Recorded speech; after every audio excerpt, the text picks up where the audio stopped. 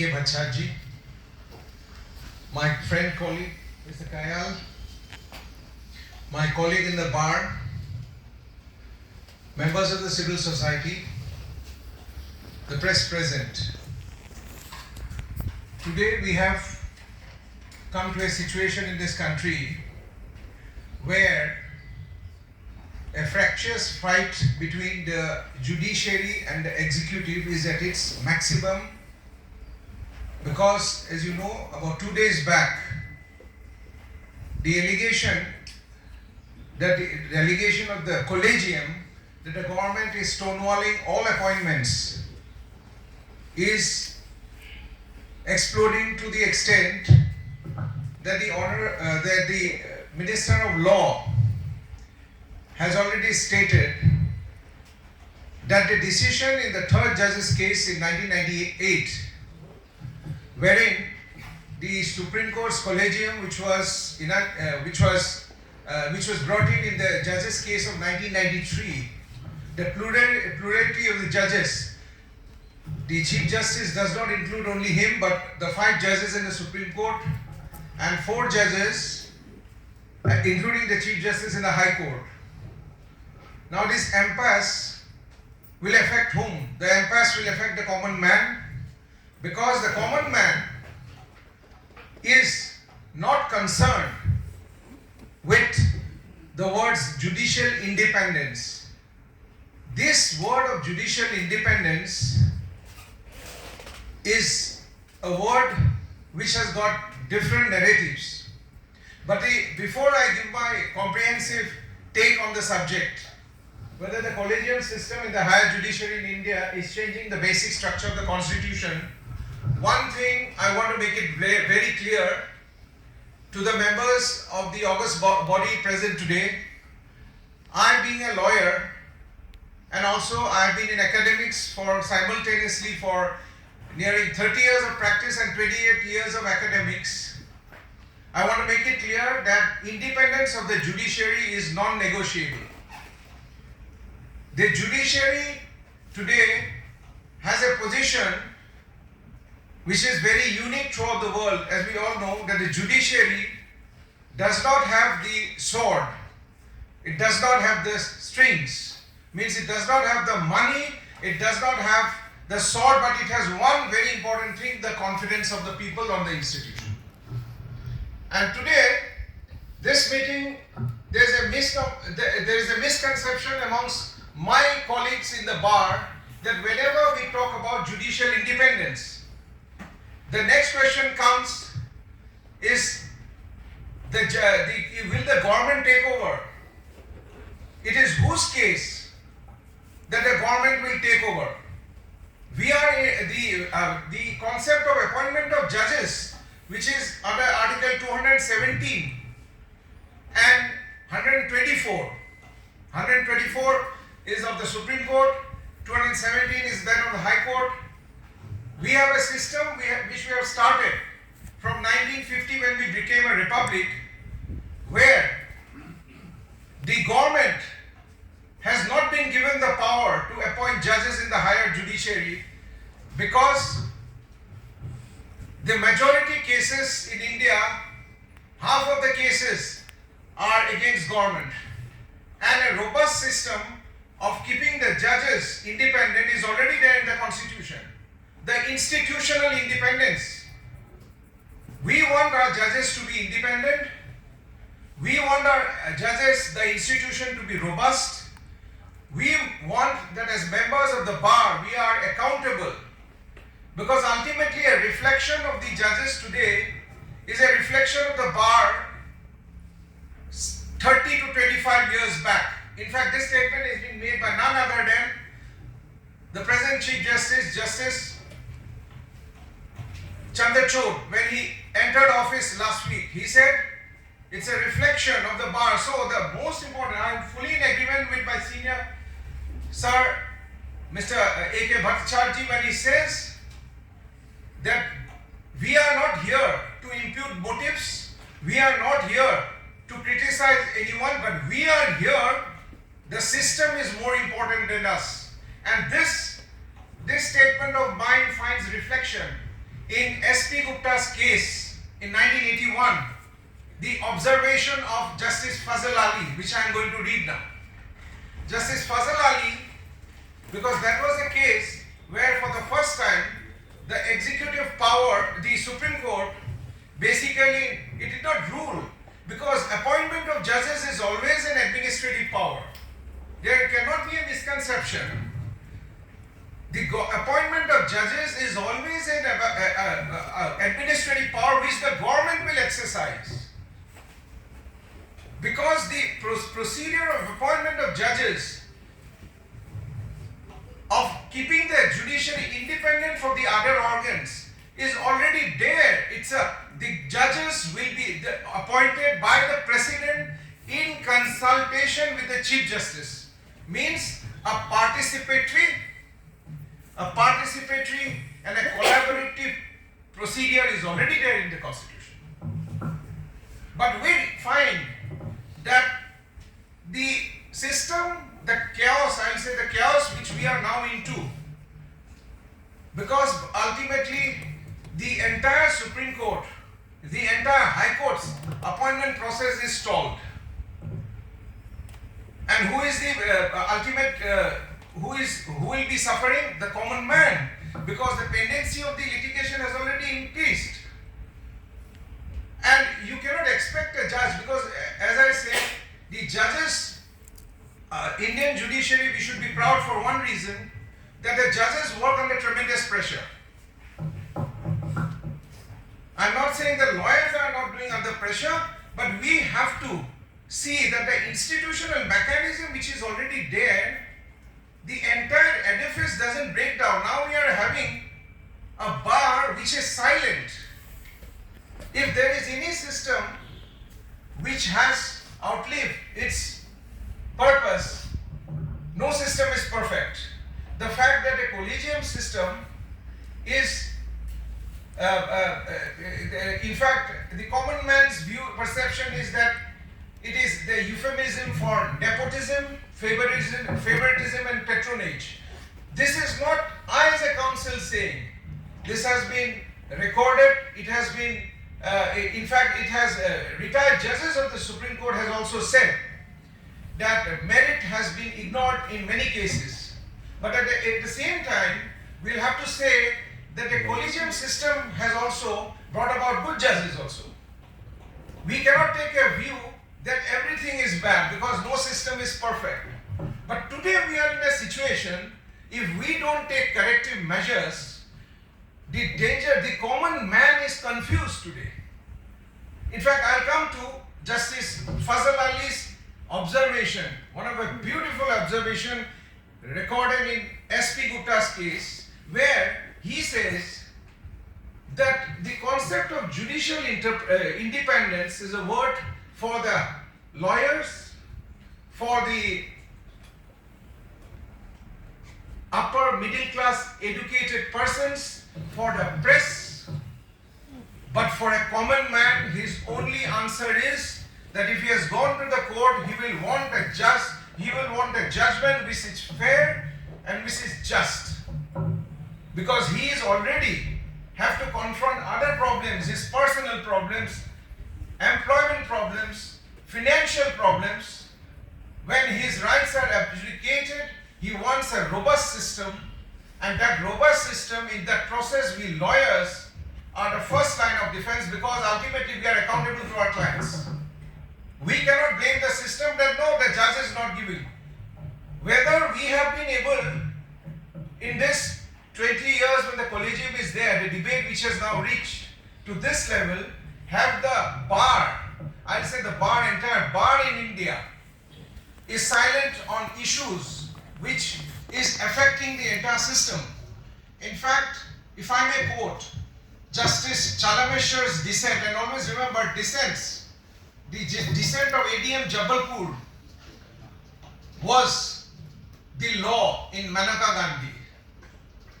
So the dissent of law, as you know, the Constitution is a living organism. It's not an ephemeral document. It is for ages. What is good yesterday might not be today. Today we want that the younger generation the students who are having quality education, they are able to get a judiciary which is in tune with the present day their aspirations. We want a judiciary which is robust, where merit is given its due importance, where objective criteria are there in the selection process, and the resting as a teacher as well as a lawyer, I feel that to that extent I like to differ with my senior. The NJSA case by which to a constitutional amendment certain reforms were about to be brought by the central government, because for the first time since the Republic from 1950 till date, it was for the first time that the higher judiciary's appointment process was being changed to a commission. It was a bipartisan commission which had all the wings of the government, means all the pillars. The executive was there because in as much as the law minister was included because the law minister acts as a link between the legislature and the judiciary, because ultimately two processes done, the lawyers, Chief Justice gets his recommendation, and that goes to the government for the backup checking. And this has been going on because ultimately, whether we like or not, the system which is there, because the judgment of SP Gupta giving primacy to the executive, there has been a change in the second judge's case in 1993 where the Collegium comes in, and Collegium system had to come in, I feel, because of a reaction, because in the 50s, from till 50s till the supersession of the judges in the 70s, one of the best judges, in fact internationally we should be proud of certain judges which were appointed by the executive. Justice Krishna Iyer, Justice Vivian Bose, Justice Patanjali Shastri, Justice Hidayatullah. We should be proud that we are having judges like them. It doesn't mean that only when judges are appointed through a collegium, you get the best judge.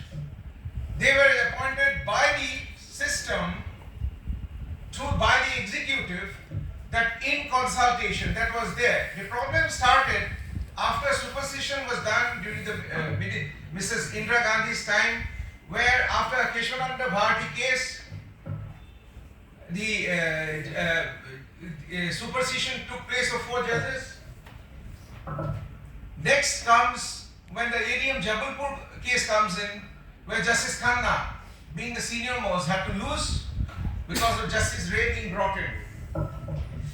Now the situation is that we have come to such a pass that now how to remove this impasse.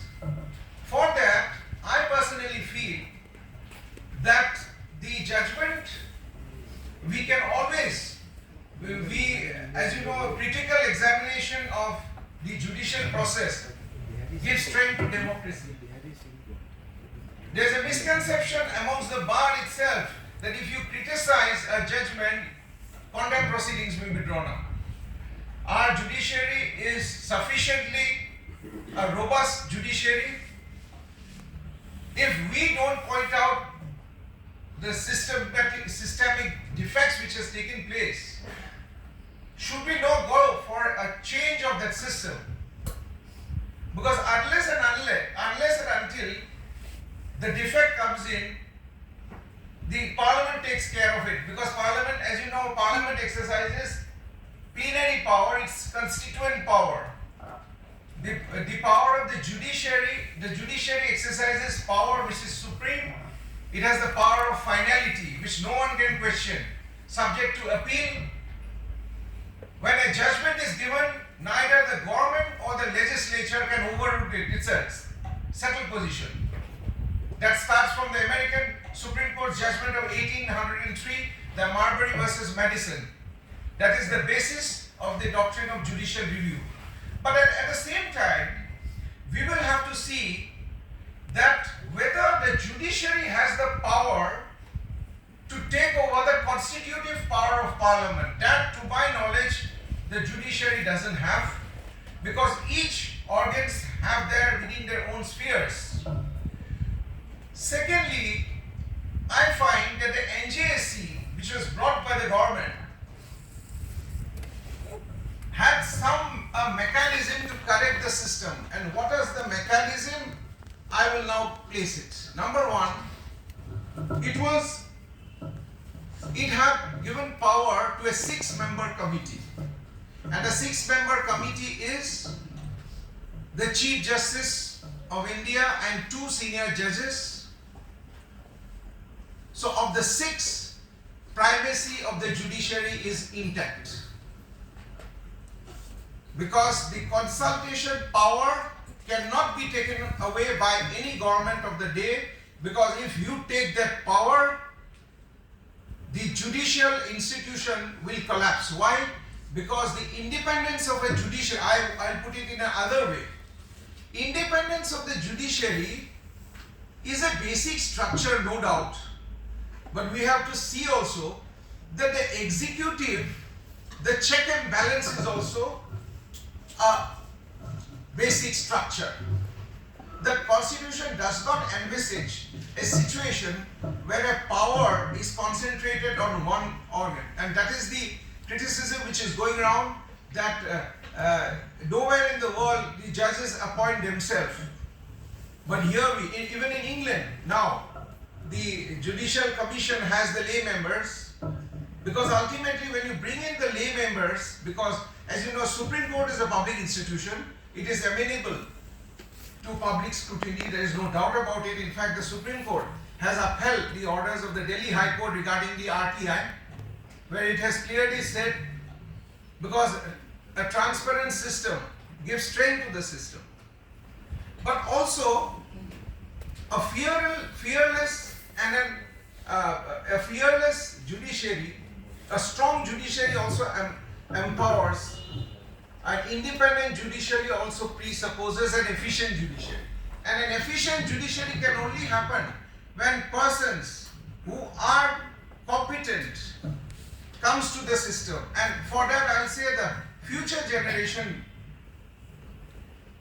who are having the best quality educations, our sons and our daughters, they should feel proud, because already the Supreme Court of India, one thing I'll have to say as a lawyer, has got a unique place insofar as its power of judicial review is concerned. In environmental law, in environmental field, I do teach up environmental law. Our Indian judiciary is looked up by students of Harvard and other famous universities. Is a syllabus on environmental law, especially the Godavarman case, because the American student, the Canadian student or the Australian student, when they study, they say that how is that the Supreme Court, the entire forest governance is being done by an institution, because of the Supreme Court exercises power over 1 billion, and we never say anything about the Chinese Supreme Court because it is not a court in the real sense. So what I want to say, that here the positive part of the NGSE has to be looked into. Then we are having a committee where there is blending of power of all the organs. Number one, the executive is there, the law minister is there, the prime minister role is there. How the prime minister's role comes in when the NGSE, which has been struck down, had a clause that the eminent person, the two eminent person, will be appointed by a committee headed by the Prime Minister, the Chief Justice of India, and the leader of the opposition. We have to follow, we have to respect, and we have to have a faith in a system. The two persons, the eminent persons, comes out through a process of a committee where all the three organs, pillars of the democratic society is there. The legislature is there, the government is there, and the judiciary headed by the Chief Justice, because he will have to have the primacy. The committee is also having primacy. So, whenever a person people's name goes through the process, because what happens when the selection is done by the 6-member committee, there was amendments being made, corrections, because the government brought an amendment where the majority was that 2 persons could allow the quorum was 2. That was changed, amended.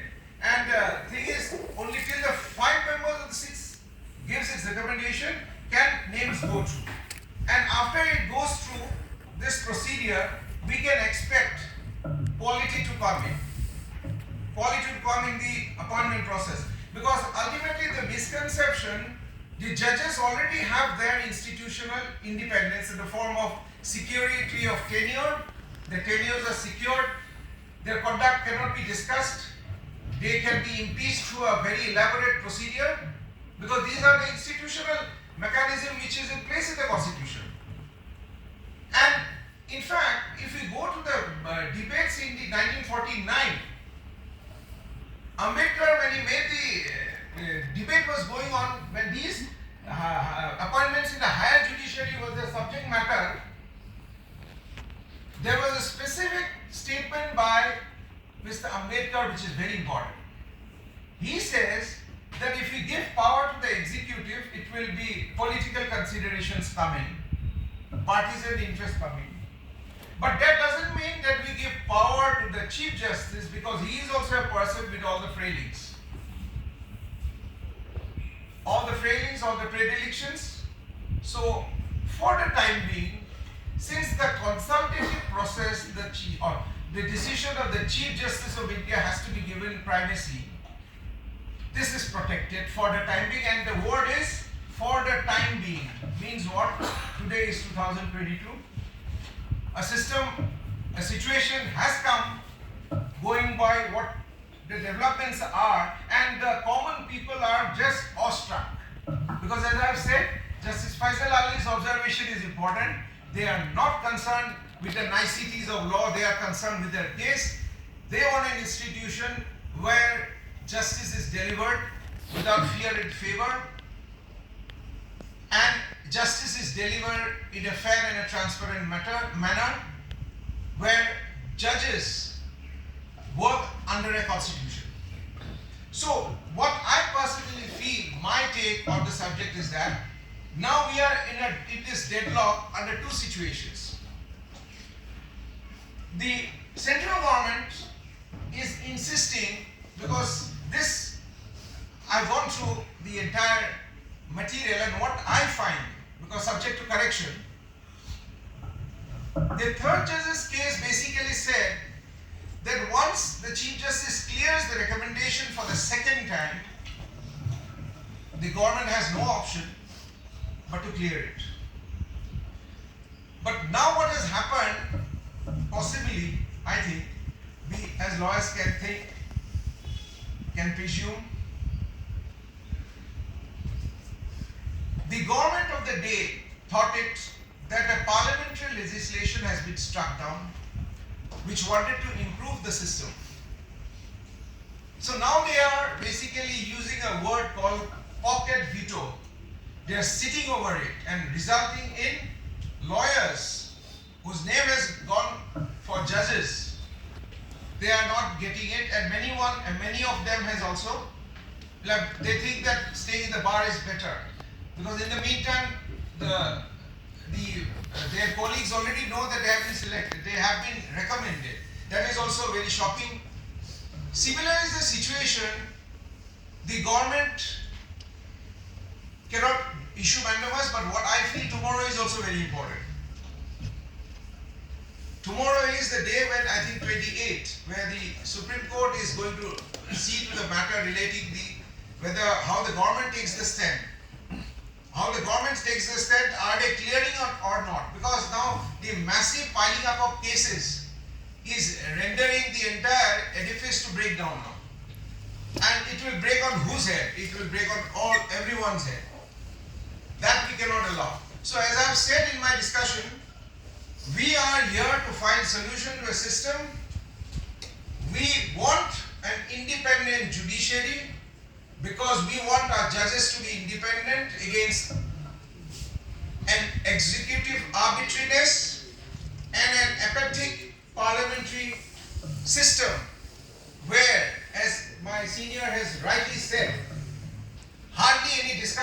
place in Parliament, resulting in total chaos. And now no one is there. Especially, suggestions should have come from the bar, and my learned senior will agree. And my learned senior who was in the bench will also agree that if this is the quality, in the future are we getting quality lawyers to become judges, to man the institution? And who is going to help us? Now this situation which has come to this pass, I feel that this word is very apt. It was in their dissenting opinion, as Lordship, that habit is there, as the body, as this august body will see that in the dissenting judgment of Justice Chalameshwar, he has started his dissenting opinion with a statement which I will like to read. We, the members of the judiciary, exult and frolic in our emancipation from the other two organs of the state. But have we developed an alternative constitutional morality to emancipate us from theory of check and balance, robust enough to keep us in control from abusing such independence? Have we acquired an independence greater than our intelligence, maturity and nature could digest? Have we really outgrown the malady of dependence or merely transferred it from political to judicial hierarchy? Are we, this is very important, I myself as a lawyer is now fearing what will happen next.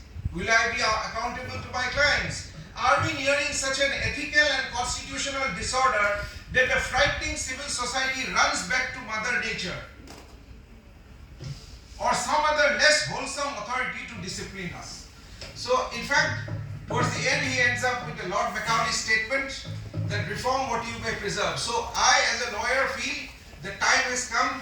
In fact, we are fortunate to have the Honorable Chief Justice, who on the first occasion, the day he took over charge as the Chief Justice of India, he has made a very positive remark that the time for relook of the Collegium system is on. And I am told there is a case coming up there that will be to do it, because about whether that power is there, I have my reservation, because in the third judge's case, a question was put to the Attorney General by the 9-member judges that whether the Attorney General wants a review of the judgment given in the third judge's cases. But the Attorney General at that point of time, that is 93, says, it will be a binding law. And today, after 20 years, nearing 20 years, we are into this situation. So I will call upon that our bar, the time has come for our bar not to be silent, but to take up this issue in right earnest, because we as a bar, as I have said, the system runs from the university and the college. We have quality students in the universities or the colleges. We have quality in the bar. We have quality in the bar. We have quality in the bench. That is what the public wants.